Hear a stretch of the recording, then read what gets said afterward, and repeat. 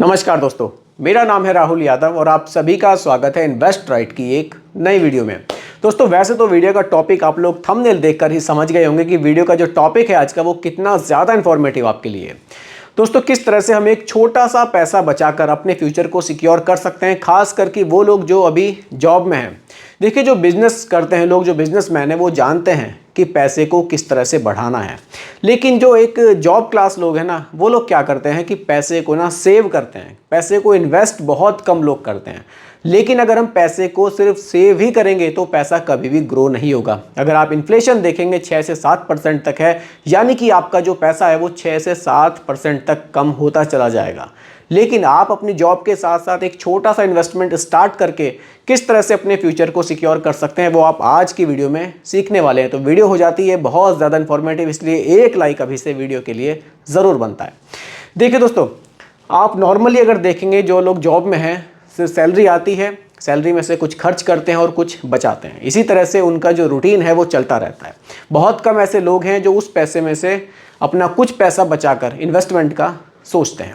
इसीलिए जो job class के लोग हैं कहीं ना कहीं एक टाइम पर आकर अपने आप को थोड़ा सा फंसा हुआ महसूस करते हैं कि मेरे पास थोड़ा सा पैसे की अभी तंगी चल रही है। तो इन सब चीज़ों से बचने के लिए आप किस तरह से अपनी प्लानिंग कर सकते हैं। देखिए आप जॉब में हैं, जॉब के साथ साथ आप क्या कर सकते हैं, थोड़ा थोड़ा सा पैसा इन्वेस्ट कर सकते हैं। बहुत बड़े अमाउंट की बात मैं नहीं करूंगा, छोटे से अमाउंट से आप शुरुआत कर सकते हैं। लेकिन अपने इन्वेस्टमेंट को आप थोड़ा थोड़ा सा बढ़ाना ज़रूर है। आपको थोड़ा थोड़ा सा इन्वेस्टमेंट आप बढ़ाते चले जाएंगे तो ये फ्यूचर में आपको एक बड़ी वेल्थ बनाकर दे सकता है। कैसे, वो समझते हैं। देखिए दोस्तों, एक चीज़ आपको ज़रूर ध्यान में रखनी है कि पहले खर्च करके बाद में नहीं आप इन्वेस्ट कर सकते। आपको पहले इन्वेस्टमेंट करना है, बाद में अपने खर्चे करने हैं। एक अमाउंट जो भी आप डिसाइड करेंगे वो अमाउंट आपको पहले निकाल देना है, उसके बाद अपने बाकी खर्चे करने हैं। अगर आपने इसको उल्टा कर दिया कि पहले मैं खर्चे करूंगा, बाद में जो पैसा बचेगा उसको इन्वेस्ट करूंगा, तो शायद आप अपने टारगेट को नहीं पकड़ पाएंगे। ये थोड़ा सा सोच का ही डिफरेंस है। कुछ लोग पहले निवेश करते हैं बाद में खर्च करते हैं, कुछ लोग पहले खर्च करते हैं और बाद में निवेश करते हैं। दोनों में काफ़ी डिफरेंस आ जाता है। और देखिए रही बात रिस्क की, थोड़ा बहुत रिस्क हमें लाइफ में ज़रूर लेना चाहिए। अब बिना रिस्क के ही हम लोग अगर आगे बढ़ेंगे तो फिर हम कैसे ग्रो करेंगे। थोड़ा सा रिस्क, बहुत बड़े रिस्क की बात भी यहाँ नहीं है। थोड़ा सा अगर आप डीपली इन चीज़ों को समझेंगे, रिस्क तो रहेगा। अब मैं ये नहीं कह सकता डायरेक्टली आपको कि बिल्कुल भी म्यूचुअल फंड में रिस्क नहीं है। रिस्क तो रहेगा क्योंकि पैसा देखिए स्टॉक मार्केट में जाएगा, लेकिन इतना भी रिस्क नहीं है कि आपका पूरा पैसा डूब जाएगा, क्योंकि पैसा आपका डाइवर्सिफाई होकर निवेश किया जाता है। अब आपने किसी एक म्यूचुअल फंड में पैसा निवेश किया, वो ऐसा नहीं है कि किसी एक कंपनी के स्टॉक में गया, वो 50, 60, 70, 80 कंपनियों तक के स्टॉक्स में जाएगा। अब ऐसा भी नहीं है कि 80 की 80 कंपनियां दिवालिया हो जाएंगी और आपका पैसा पूरा का पूरा खत्म हो जाएगा। कुछ स्टॉक्स हो सकता है कि डाउन हो जाएं, कुछ स्टॉक्स बढ़ भी जाएं। इसीलिए म्यूचुअल फंड में आपको लंबे समय में एक औसत रिटर्न काफ़ी बढ़िया देखने को मिल जाता है। चलिए इसी टॉपिक पर डिस्कस करते हैं कि आप कितना निवेश करके कितना पैसा बना सकते हैं। देखिए बहुत बड़े निवेश की बात नहीं करूंगा, एक सिंपल से निवेश की बात करूंगा जिसको कि एक जॉब क्लास में जो आदमी है वो इजीली इसको प्लान को ले सकता है। देखिए बहुत ज़्यादा नहीं, अगर आप केवल 5,000 रुपीज़ पर मंथ का निवेश स्टार्ट कर दें, 5,000 रुपीज़ पर मंथ का। कहाँ निवेश करना है आपको? ये निवेश SIP में करना है। अब देखिए काफ़ी सारे प्लान्स SIP में हमें देखने को मिलते हैं, large cap, mid cap, small cap, multi cap, काफ़ी सारी स्कीम्स हैं। यहाँ सिंपली मैं एक मिड कैप कैटेगरी के फंड की बात करूँगा कि अगर आप किसी मिड कैप कैटेगरी में 5,000 रुपये महीना का निवेश स्टार्ट करते हैं और साथ ही साथ अगर आप एक यहाँ स्टेप अप लगाते हैं, स्टेप अप का मतलब है कि आपको अपने निवेश को हर साल कुछ ना कुछ बढ़ाना है। अब कितना बढ़ाना है? अगर आप इसको 10% बढ़ा ले जाते हैं अपने निवेश को, तो आप कितना पैसा फ्यूचर में बना सकते हैं। सीधा SIP कैलकुलेटर पर चलेंगे और उससे भी पहले मैं कुछ रिटर्न्स आपको दिखाना चाहूँगा कि मिड कैप कैटेगरी में जो रिटर्न्स हैं वो हमें कैसे देखने को मिलते हैं। देखिए ये कुछ मिड कैप फंड्स हैं जो आपके सामने हैं। क्वांट मिड कैप 3 इयर्स के रिटर्न्स आप देख सकते हैं 33% के हैं। HDFC mid cap opportunity fund काफ़ी फेमस फंड है, लास्ट के 3 इयर्स के रिटर्न 31% के आसपास के हैं। अगर मैं HDFC mid cap opportunity fund की ही बात करूं, क्योंकि ये मिड कैप कैटेगरी का एक काफ़ी फेमस फंड है, काफ़ी बेहतरीन रिटर्न्स इस फंड के रहे हैं। इस पर बात कर लेते हैं। देखिए फंड का एक ओवरव्यू आपको मैं दिखाना चाहूँगा। देखिए 1 जनवरी 2013 से ये फंड परफॉर्म कर रहा है और 22% से ज़्यादा के लगभग 23% के रिटर्न्स अभी तक इस फंड ने बनाकर दिए हैं, क्योंकि लॉन्च डेट इसकी जनवरी 2013 की थी और अभी तक के रिटर्न्स 23% के हैं।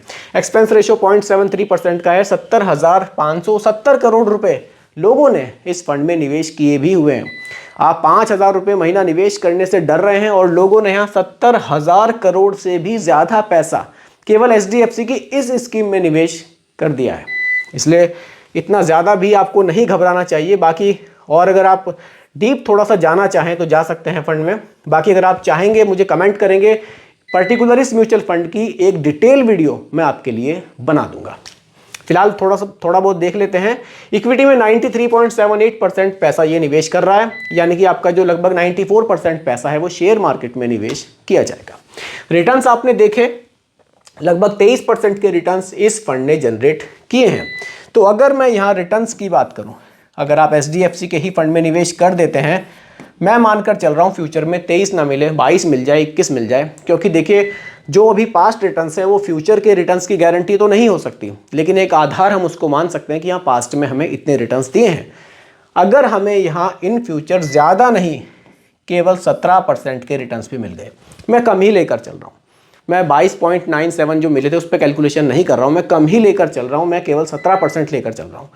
और हम इस SIP को ड्यूरेशन, हम इस SIP को ज़्यादा नहीं 20 ईयर्स तक चला ले जाते हैं। आप अपनी प्लानिंग बनाइए कि 20 साल बाद मेरे पास एक बड़ा खर्चा आने वाला है, उसको मैनेज करने के लिए अगर आपने 20 साल इस SIP को कंटिन्यू किया तो कितना पैसा आप जमा कर पाएंगे। उसके लिए सीधा मैं आपको SIP कैलकुलेटर पर लेकर चलता हूँ, लाइव आपको दिखाऊंगा SIP कैलकुलेटर।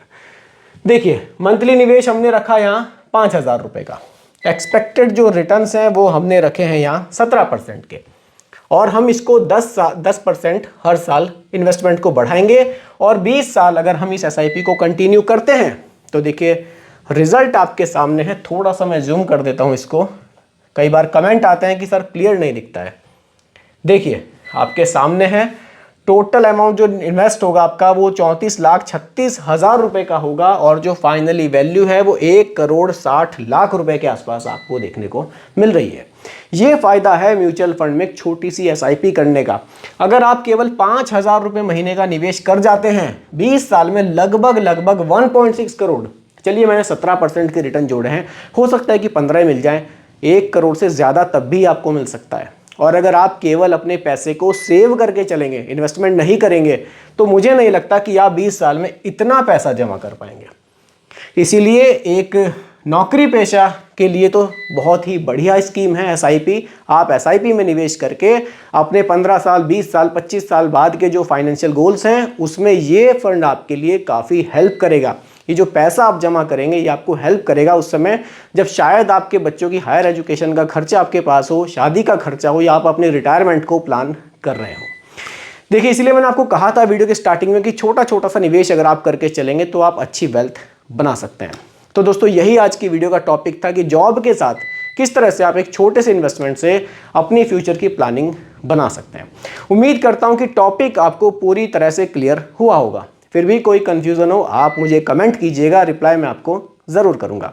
बाकी दोस्तों रिकमेंडेशन नहीं है, केवल एजुकेशनल पर्पस वीडियो आप लोगों के लिए बनाया गया है, क्योंकि म्यूचुअल फंड का जो भी निवेश है वो बाजार जोखिमों के अधीन होता है। बाकी दोस्तों वीडियो पसंद आई हो लाइक शेयर ज़रूर कीजिएगा और मेरे चैनल पर अगर आप नए हैं इसको भी सब्सक्राइब आप ज़रूर कीजिएगा। नमस्कार।